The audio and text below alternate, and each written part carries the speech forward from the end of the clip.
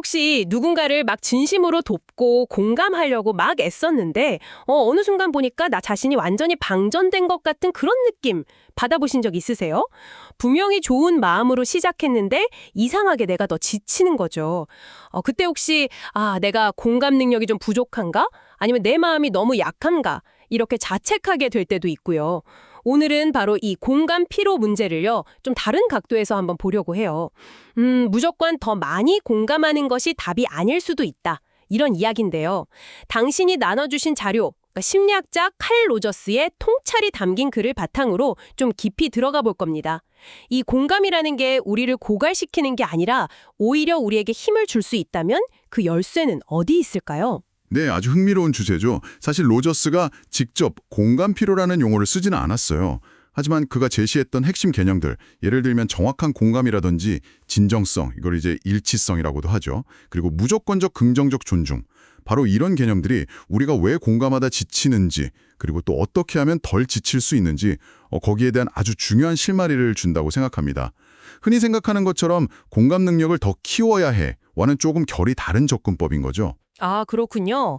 좋습니다. 그럼 이번 분석에서 공감의 양 문제가 아니라 그 질과 구조, 이걸 어떻게 잘 다뤄야 할지, 그래서 어떻게 하면 우리가 소진되지 않고 오히려 관계 속에서 또 나 자신에게 에너지를 얻을 수 있을지 그 방법을 함께 찾아보겠습니다. 당신만을 위한 맞춤 분석 지금 바로 시작하죠. 보통은 그렇잖아요. 공감을 많이 하면 할수록 좋은 거고 만약 지치면 그건 뭐 내 탓이다 이렇게 생각하기 쉬운데요. 근데 로저스는 여기서 뭔가 좀 다른 이야기를 하는 것 같거든요. 공감 피로의 원인을 어디서 찾고 있나요? 네, 로저스 관점에서 가장 중요한 건 바로 마치라는 그 경계입니다. 이게 정말 핵심 포인트인데요. 좋은 공감이라는 건 상대방의 세계를 마치 나의 세계인 것처럼 아주 깊이 느끼는 거예요. 그런데 동시에 결코 그 마치라는 어떤 한 발짝의 거리, 그 경계를 잃지 않는 상태인 거죠.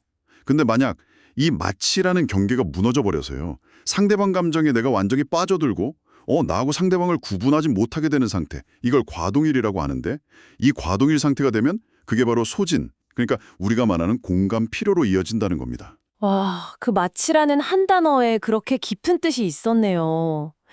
그러니까 문제는 내가 얼마나 많이 공감하느냐 이게 아니라 상대방의 세계에 완전히 빠져들지 않으면서도 나를 딱 지키면서 얼마나 정확하게 연결되느냐. 즉, 공감의 방식과 그 질에 달려 있다는 거군요. 네, 바로 그겁니다. 핵심은 공감의 질이에요. 얼마나 정확하게 상대의 내면을 감지하느냐, 그러면서도 나 자신의 경계는 명확히 인지하느냐, 또 내가 느끼는 걸 얼마나 솔직하게 일치성 다루느냐, 이게 진짜 관건이죠. 그래서 해결책은 공감을 막 피하거나 줄이는 게 아니고요. 오히려 자기 자신과 더 깊이 연결되고 일치성, 관계 안에서 좀 건강한 구조, 경계를 만들어 나가는 데 있다는 겁니다. 와, 정말 이건 관점의 전환인데요. 그럼 로저스가 말한 이 핵심 개념들을 하나씩 좀 더 자세히 파고 들어가 보죠. 먼저 정확한 공감이라는 거요. 이게 그냥 상대방 기분 잘 알아주는 거랑은 뭐가 다른 건가요? 좀 더 구체적으로 어떤 뜻이죠? 네, 여기서 정확하다는 말이 참 중요해요. 이게 단순히 동정하거나 나도 옛날에 그랬는데 하면서 내 경험을 막 덧대는 거랑은 완전히 달라요. 상대방의 내면 세계, 그러니까 그 사람만이 느끼는 그 감정, 그 생각의 틀이 있잖아요. 그걸 내적 중거틀이라고 하는데, 이걸 마치 내 것처럼 느끼려고 하면서도 그걸 정확하게 감지해서 그 의미를 다시 되돌려주는 것, 이걸 말합니다. 여기서 아까 말씀드린 로저스의 그 유명한 구절, as if yet without losing the as if quality. 그러니까 마치 모인 것처럼 느끼지만 그 마치의 속성은 잃지 않으면서, 이게 다시 나오는 거죠. 도움을 주는 사람으로서의 내 위치, 내 관점은 여전히 딱 지키는 거예요. 예를 들어 볼까요? 만약에 친구가 시험에 떨어져서 엄청 슬퍼하고 있어요. 그때 나까지 그 절망감에 완전히 빠져서 같이 허우적거리는 거. 이건 오히려 나도 지치게 만들죠. 이게 바로 마치의 경계를 잃어버린 상태고요. 반면에 정확한 공감은 이런 거죠. 네 이야기를 쭉 들어보니까 진짜 열심히 준비했는데 결과가 생각처럼 안 나와서 너무 속상하고 또 허탈한 마음이 정말 크겠구나. 이렇게 상대방의 감정에 정확한 이름을 붙여주고 마치 거울처럼 그걸 비춰주는 거예요. 이걸 이제 반영이라고도 하는데, 반영이요? 네, 이렇게 하면 상대방은 자기의 그 복잡한 감정을 좀 더 명확하게 인식하고 정리할 수 있게 되고요. 놀랍게도 공감하는 나 역시 그 감정의 소용돌이에 막 같이 휘말리지 않으니까 에너지를 덜 쓰게 되는 거예요. 와, 그렇군요. 감정을 정확하게 읽어서 반영해 주는 게 오히려 에너지를 아끼고 상대방에게도 실질적인 도움이 된다는 거네요. 단순히 같이 막 슬퍼해 주는 것만이 다가 아니었군요. 그럼 두 번째 개념, 일치성, 진정성은 어떻게 소진을 막아주는 건가요? 어떨 때는 솔직하게 말하는 게 오히려 관계를 좀 불편하게 만들거나 에너지가 더 들 수도 있지 않나요? 네, 그럴 수 있다는 걱정 충분히 이해가 됩니다. 근데 로저스가 말하는 일치성이라는 게요. 내 모든 감정을 막 필터 없이 다 쏟아내라는 뜻은 아니에요. 핵심은 이겁니다. 내 안에서 실제로 일어나는 경험하고 그것에 대해서 내가 알아차리는 것, 그리고 내가 밖으로 표현하는 것, 이 세 가지 사이의 간격을 줄이려는 노력이에요. 그러니까 내가 지금 진짜로 뭘 느끼고 있는지를 나 스스로에게 정직하게 인지하고 그걸 상황에 맞게 좀 진솔하게 다루려는 태도, 이걸 말하는 거죠. 아, 그 간극을 줄이는 거군요. 그렇죠. 예를 들어 속으로는 엄청 불편하고 지쳤는데 겉으로는 아무렇지도 않은 척 막 밝게 웃거나 좀 과도한 친절을 베푸는 거. 이게 바로 우리가 흔히 말하는 감정 노동이고 에너지를 엄청나게 소모시키는 주범입니다. 마치 가면을 쓰고 연기하는 것과 같으니까요. 맞아요, 맞아요. 반면에 내 안의 불편함이나 어떤 한계를 솔직하게 인정하고 예를 들어서 제가 지금 좀 많이 지쳐서요. 깊은 이야기는 지금 나누기 조금 어려울 것 같아요. 하지만 당신 이야기는 정말 듣고 싶어요. 혹시 잠시 후에 다시 이야기하면 어떨까요? 이런 식으로 진솔하게 소통하는 것이 장기적으로 보면 훨씬 에너지를 아끼는 길이라는 거죠. 오히려 진솔함이 더 효율적일 수 있다는 겁니다. 아, 듣고 보니 정말 그렇네요.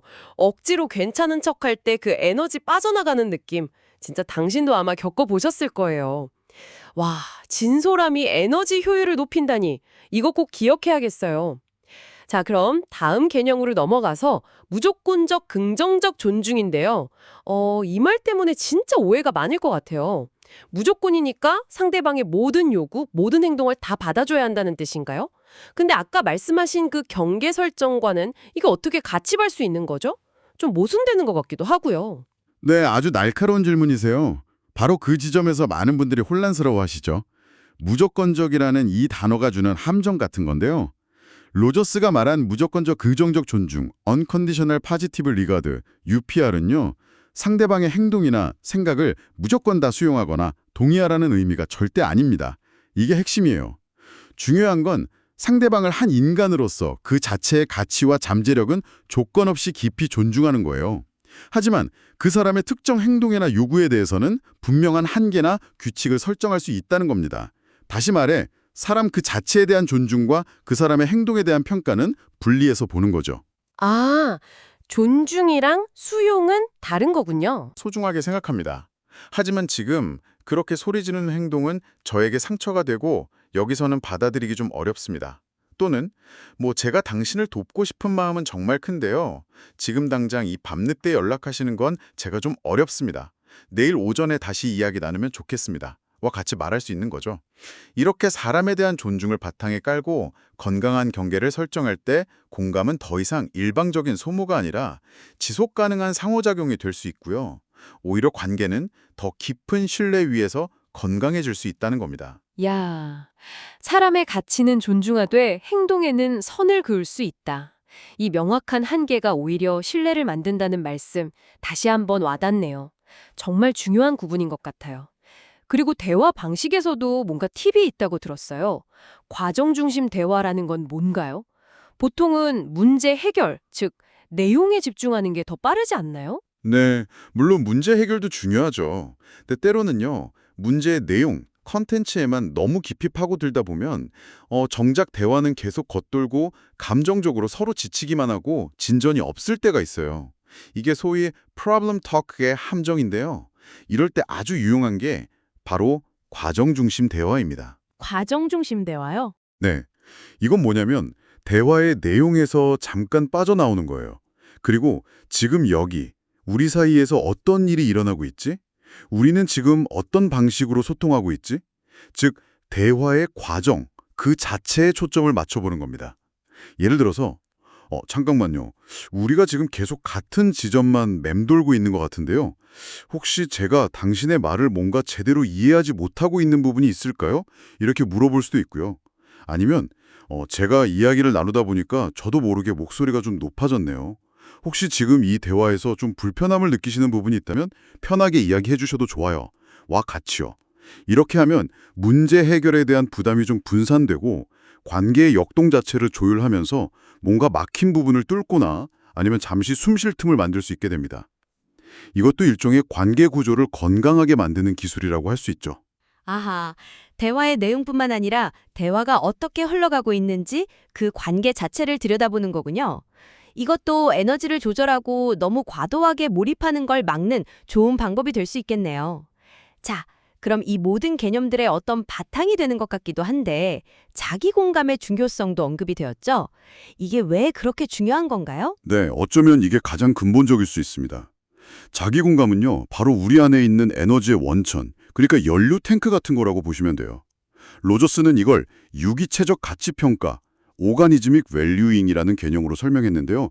조금 어렵게 들릴 수 있지만 쉽게 말하면 내 몸과 마음이 지금 나에게 보내고 있는 신호에 섬세하게 귀 기울이고 그것을 존중하는 능력입니다. 아, 내 몸과 마음의 신호요? 네, 내가 지금 피곤한가? 긴장하고 있나? 어떤 감정을 느끼고 있지? 내가 진짜로 원하고 필요로 하는 건 뭐지? 이런 것들을 민감하게 알아차리는 거죠. 마치 자동차 운전자가 계속 연료 게이지를 확인하는 것처럼요. 이 자기 공감을 통해서 나 자신의 상태를 먼저 잘 돌보고 내면의 소리에 귀 기울일 때 비로소 타인을 진심으로 돕고 공감할 수 있는 그런 내적인 자원과 힘이 생긴다는 겁니다. 남을 돕는데 너무 집중한 나머지 정작 내 연료 탱크가 바닥나고 있는 걸 알아차리지 못한다면 결국 누구에게도 진정한 도움을 주기는 어렵겠죠. 와, 정말 와닿는 비유네요.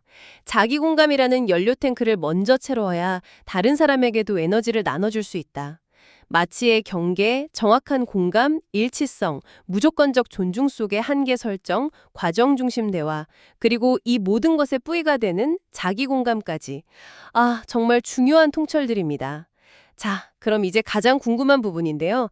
당신이 이 지혜들을 실제 삶에서 어떻게 적용해 볼 수 있을까요? 자료에 나온 구체적인 실천 단계, 이걸 좀 더 자세히 알려주시죠. 네, 좋습니다. 이론을 아는 것에서 그치면 안 되고 이걸 실제로 삶에 적용해 보는 게 중요하니까요. 당신의 일상에서 바로 한번 시도해 볼 수 있는 몇 가지 구체적인 기술들을 좀 살펴보겠습니다. 첫 번째는요. 아까도 계속 강조했던 as if 경계 수시 점검 스텝 1입니다. 누군가와 대화하거나 그 사람 이야기를 듣는 중에 갑자기 마음이 확 무거워진다거나 머리가 좀 멍해지는 느낌, 혹은 감정적으로 너무 동요되는 느낌이 들 때 있잖아요. 그때 아주 짧간이라도 좋아요. 속으로 한번 자문해 보세요. 혹시 내가 지금 마치의 경계를 넘어서 너무 깊이 빠져들고 있나? 하고요. 그리고 의식적으로 나는 당신의 세상을 마치 내 것처럼 느끼려고 노력하지만 나는 여전히 나 자신으로 존재한다. 이 문장을 한번 떠올리면서 심호흡을 해보는 겁니다.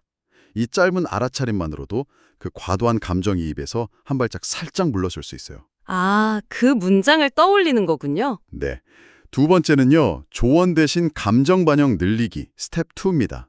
누군가 힘든 이야기를 막 털어놓을 때 우리는 본능적으로 뭔가 해결책을 찾아주거나 조언을 하려는 충동을 느끼잖아요. 그렇죠. 막 도와주고 싶죠. 네. 물론 그게 도움이 될 때도 있지만 때로는 이것이 공감 피로의 원인이 되기도 하거든요. 대신에 그 충동을 잠시만 좀 내려놓고 상대방이 말하는 그 사실 너머에 있는 감정 그리고 그 의미를 읽어주는 데 좀 더 집중해보는 거예요. 예를 들면 그 말을 들으니까 그때 정말 당황스럽고 억울한 마음이 정말 크셨겠네요. 와 같이요. 자료에서는 이 반영의 비율을 의식적으로 한 70% 이상으로 높여보라고 제안하는데요. 이렇게 하면 내가 모든 문제를 다 해결해야 한다는 그 부담감에서 좀 벗어날 수 있고요. 상대방은 자신의 감정을 더 깊이 이해받고 스스로 답을 찾아갈 힘을 얻게 됩니다. 반영의 비율을 70%까지요. 와, 생각보다 많네요. 네. 세 번째는 솔직하고 명확하게 한계 설정하기 스텝 4입니다. 이건 관계 초반뿐만 아니라 관계가 진행되는 중에도 계속 필요한 작업인데요. 내가 도움을 줄 수 있는 시간, 에너지, 자원의 한계가 있다는 걸 인정하고 이걸 좀 존중하는 방식으로 전달하는 거죠. 예를 들어서 제가 오늘은 에너지가 좀 많이 소진되어서요. 이 이야기는 내일 제가 좀 더 집중해서 들어드릴게요. 괜찮으실까요? 이렇게 말한다거나 아니면 끝없이 이야기를 들어주기보다는 제가 한 30분 정도는 온전히 집중해서 들을 수 있을 것 같아요. 와 같이 구체적인 시간의 틀을 제시하는 거죠. 또 아까 UPR에서 이야기했던 것처럼 사람과 행동을 분리해서 당신은 정말 소중한 분이지만 이런 행동은 저에게 좀 어렵습니다. 라고 전달하는 연습도 여기에 포함됩니다. 처음에는 좀 불편하게 느껴질 수도 있어요. 하지만 이런 명확성이 장기적으로는 관계를 더 건강하고 예측 가능하게 만들어줍니다. 나 그 명확한 한계가 오히려 신뢰를 준다는 점 다시 한번 되새기게 되네요. 좋습니다. 또 어떤 실천 방법들이 있을까요? 네 번째는요. 역할에서 의식적으로 빠져나오는 습관 갖기, 스텝 6입니다. 이건 특히 상담가나 교사, 의료인 혹은 그냥 주변 사람들을 잘 돕는 역할을 자주 하시는 분들에게 더 중요할 수 있는데요. 누군가를 돕는 역할을 마친 후에는 그 역할이 주는 어떤 감정적인 무게나 생각들에서 의식적으로 좀 벗어나는 마무리의식 같은 걸 갖는 것이 좋습니다. 뭐 거창할 필요는 없고요. 짧게라도 오늘 내가 느꼈던 감정이나 생각을 그냥 몇 줄 끄적여보는 거, 디브리핑, 아니면 잠깐 산책하거나 스트레칭하기, 좋아하는 음악 듣기, 차 한잔 마시기 등등. 돕는 역할의 나에서 그냥 일상의 나로 전환하는 그런 의식적인 행동을 하는 거죠. 이게 감정적인 찌꺼기들을 털어내고 다시 재충전하는 데 정말 도움이 됩니다. 마무리의식이요. 그거 좋네요. 다섯 번째는 정기적인 자기 돌봄 시간 확보, 스텝 7입니다. 이건 아까 말씀드린 자기 공감하고 직접적으로 연결되는 거죠. 아무리 바쁜 일상 속에서도 의식적으로 잠시 멈춰서서 나 자신을 좀 들여다보는 시간을 갖는 거예요. 일주일에 단 15번이라도 좋습니다. 지금 내 기분은 좀 어떤가? 내 몸은 어떤 신호를 보내고 있지? 내가 진짜 원하는 건 뭐지? 혹시 나를 좀 불편하게 하는 감정이나 상황은 없나? 이렇게 스스로에게 질문하고 답하는 시간을 갖는 거죠. 마치 내 마음과 몸을 정기적으로 점검하고 관리하는 시간처럼요. 이게 바로 공감 에너지를 충전하는 핵심 활동이라고 할 수 있습니다. 와, 듣고 보니 이 단계들이 결국 공감을 피하거나 줄이라는 게 아니네요. 오히려 자신과 관계를 더 잘 돌보면서 더 건강하고 지속 가능한 방식으로 공감하기 위한 아주 구체적인 기술들이군요. 방금 말씀하신 것들 중에 듣고 계신 당신에게도 이건 정말 나한테 필요하겠다 싶은 부분이 분명히 있을 것 같습니다. 오늘 우리는 칼 로저스의 깊이 있는 통찰을 통해서 공감 피로가 단순히 그냥 착한 사람들이 겪는 경계 없는 선의의 소진이 아니라 어쩌면 나의 공감 방식과 관계 구조에 점검이 필요하다는 내면의 중요한 신호일 수 있다는 새로운 관점을 얻었습니다. 네, 그렇습니다. 핵심은 상대방의 세계에 깊이 공감하되 마치 에직스의 그 건강한 경계를 잃지 않는 것, 그리고 나의 실제 감정과 알아차림, 또 표현을 일치시키려고 노력하는 것, 일치성, 또 관계 속에서 필요할 때는 명확한 한계를 설정하고 때로는 과정 중심의 대화로 전환하는 그런 지혜를 발휘하는 것이죠. 그리고 이 모든 것의 아주 단단한 뿌리에는 나 자신을 먼저 돌보는 자기 공감이 자리하고 있다는 거고요. 네, 이렇게 할 때 공감은 더 이상 우리를 막 고갈시키는 부담스러운 행위가 아니라 오히려 서로를 더 깊이 이해하고 함께 성장하면서 관계를 회복시키는 아주 강력한 변화의 통로가 될 수 있다는 그런 희망적인 가능성을 발견할 수 있었습니다. 자, 오늘 나눈 이야기들을 다시 한번 되짚어보면서 당신에게 마지막으로 질문 하나를 남겨봅니다. 이번 한 주 동안 당신의 소중한 공감 에너지를 더 지속 가능하고 효과적으로 사용하기 위해서 타인을 밀어내기 위함이 아니라 바로 당신 자신을 온전히 지키고 돌보기 위해서 한번 시도해 볼 수 있는 아주 작은 행동 하나는 무엇일까요? 그게 어떤 작은 경계 설정의 순간이든 잠시 멈춰서 내 감정을 알아차리고 솔직하게 표현해보는 그런 순간이든 한번 조용히 떠올려 보시면 어떨까 합니다.